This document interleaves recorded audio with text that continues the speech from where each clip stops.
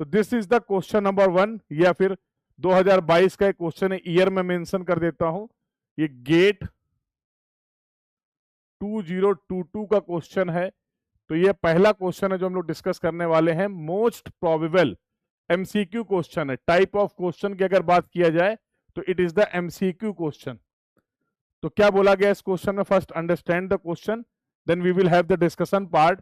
Most probable value of a quantity, किसी quantity की most probable value क्या होती है? ए ऑप्शन दे रखा गया, always increases with the increase in the true value, always decreases with the decrease in the true value, is always equal to the true value, is nearest to the true value, is nearest to the true value। तो यहां पर कुछ basic definitions हैं, अगर आपको वो clear हैं तो आप आसानी से इस क्वेश्चन को आंसर कर पाएंगे। तो यहां पर पहली बात की गई मोस्ट प्रोबेबल वैल्यू क्या होता है, तो हम लोगों ने इसके बारे में ऑलरेडी डिस्कस कर रखा है। मोस्ट प्रोबेबल वैल्यू को हम लोग फाइंड आउट कर सकते हैं रिपीटेटिव ऑब्जर्वेशंस। फॉर एग्जाम्पल, अगर आप कोई डिस्टेंस का मेजरमेंट कर रहे हैं तो जैसे जैसे आप इंस्ट्रूमेंट्स को चेंज करेंगे, हर एक इंस्ट्रूमेंट की अपनी एक्यूरेसी है, प्रिसीजन है।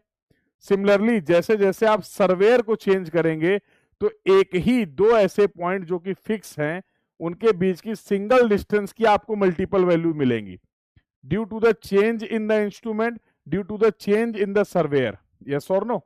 बट ऐसा प्रैक्टिकली कैसे पॉसिबल है कि अगर दो पॉइंट हैं जो कि फिक्स पॉइंट हैं और उनके बीच की डिस्टेंस बदल जाए? इंस्ट्रूमेंट बदलने से, सर्वेयर बदलने से उनके बीच की डिस्टेंस चेंज नहीं होनी चाहिए, वो तो फिक्स रहेगी। तो पहला टर्म आप डिफाइन करते हैं ट्रू वैल्यू। किसी भी मेजरमेंट की एग्जैक्ट वैल्यू जो होगी उसको हम लोग बोलते हैं true value. But practically it is very difficult कि हम किसी भी मेजरमेंट की एग्जैक्ट वैल्यू को बता पाए। अब हम एग्जैक्ट वैल्यू नहीं बता सकते तो हमने फील्ड में मेजरमेंट्स परफॉर्म किए।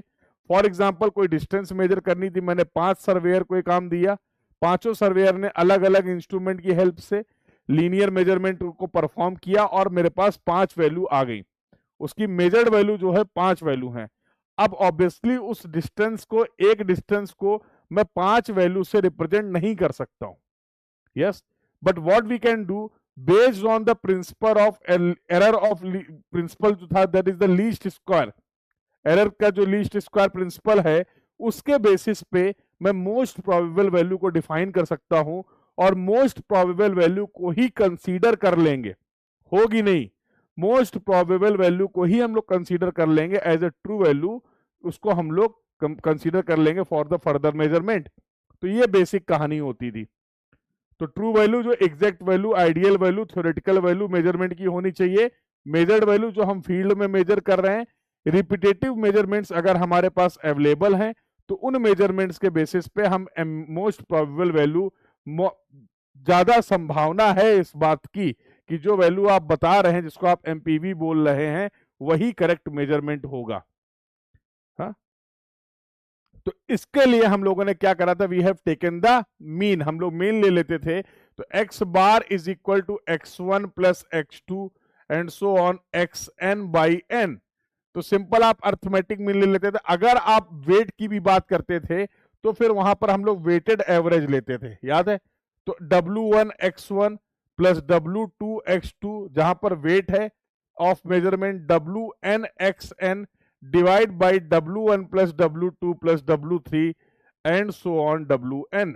तो इसको आप बोलते थे this is the weighted average and that is the mean most probable value, और इसको आप कंसीडर कर लेंगे एज अ ट्रू वैल्यू। तो ये कहानी हम लोगों ने पढ़ रखी है। अब देखते हैं ऑप्शन। तो आपने बोला मोस्ट प्रोबेबल वैल्यू होगा always increases with the increase in the true value. तो मोस्ट प्रोबेबल वैल्यू जो लगभग लगभग बराबर होगी ट्रू वैल्यू के, ये हमारे डिस्कशन का कंक्लूजन है।